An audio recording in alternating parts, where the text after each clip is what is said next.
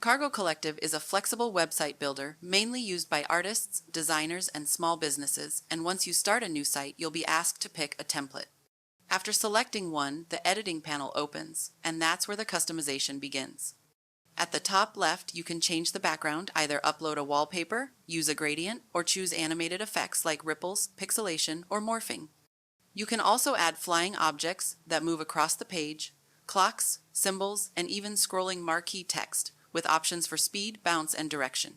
Cargo also supports lists, dividers, and text effects like rotation, shadows, borders, or even draggable animations. Layout is easy to control through columns, galleries, video embeds, buttons, or thumbnail indexes, and you can resize or reorder elements as needed. Each page has its own settings for padding, alignment, and background, and you can switch between desktop and mobile previews to fine-tune the design. For advanced users, there's space to edit HTML and CSS directly. Cargo also supports uploading files, adding custom domains, editing metadata and favicons, and setting up contact forms. While it does include a built-in e-commerce option for products, payments, shipping, and checkout, most users recommend platforms like Shopify if your main focus is selling online.